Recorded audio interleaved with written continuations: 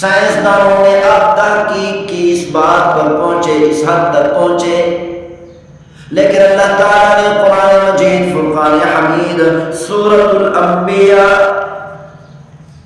سورت نمبر 21 آیت نمبر 30 میں ارشاد فرما دیا، اولم یر الذین کفروا ان السماوات والارض کانتا رتقا ففتقناہما۔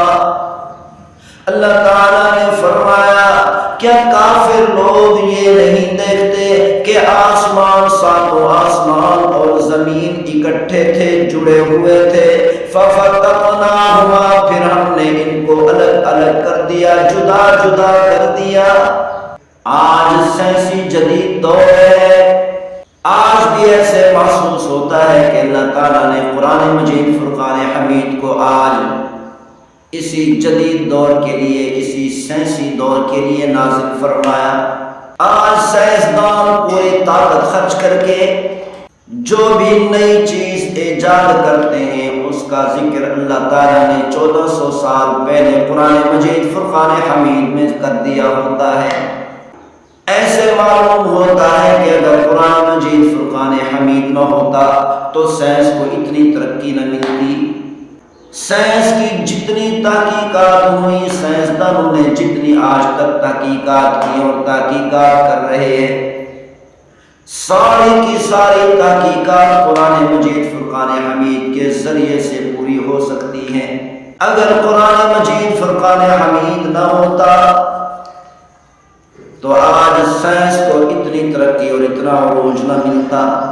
جتنی نئی چیزیں ایجاد کی گئیں، جتنی نئی تحقیقات ہوئی، ان کے بارے میں اللہ تعالیٰ نے 1400 سال پہلے قرآن مجید فرقان حمید کے اندر بیان کر دیا تھا۔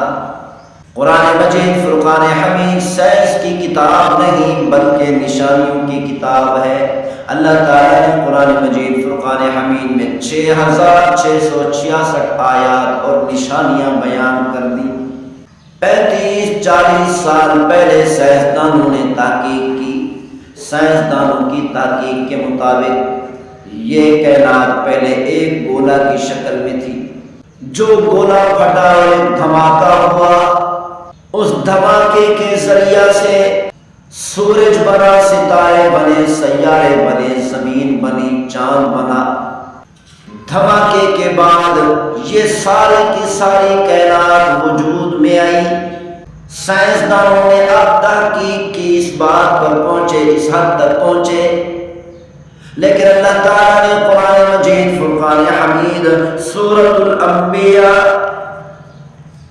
سورت نمبر 21 آیت نمبر 30 میں ارشاد فرما دیا، اولم یر الذین کفروا ان السماوات والارض کانتا رتقا ففتقناہما۔ اللہ تعالیٰ نے فرمایا کیا کافر لوگ یہ نہیں دیکھتے کہ آسمان، ساتوں آسمان اور زمین اکٹھے تھے، جڑے ہوئے تھے، ففتقناہما، پھر ہم نے ان کو الگ الگ کر دیا، جدا جدا کر دیا۔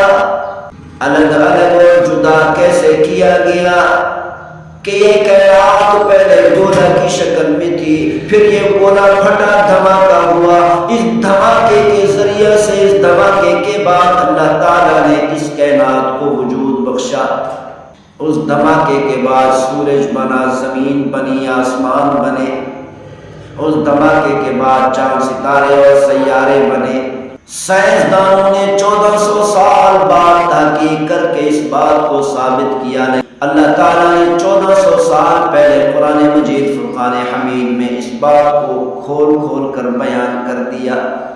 1400 سال کے بعد آج سائنسدانوں نے تحقیق کی کہ یہ آسمان دھوئیں کی شکل میں تھے، گیس کی شکل میں تھے۔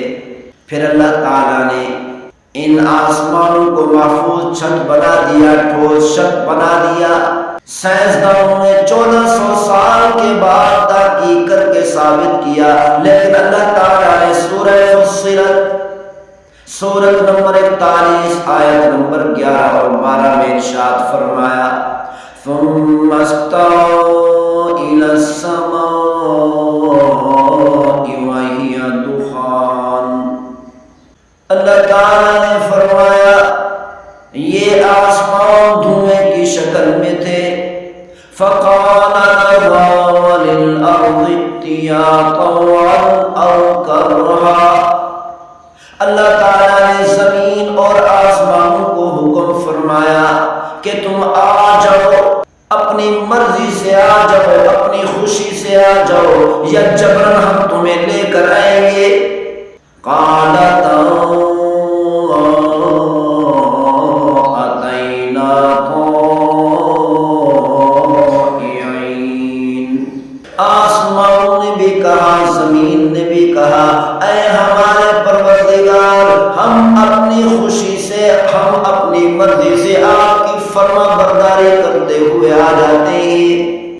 تو اللہ تعالیٰ نے اس آیت مبارکہ میں 1400 سال پہلے بیان کر دیا تھا کہ یہ آسمان دھوئیں کی شکل میں تھے، گیس کی شکل میں تھے.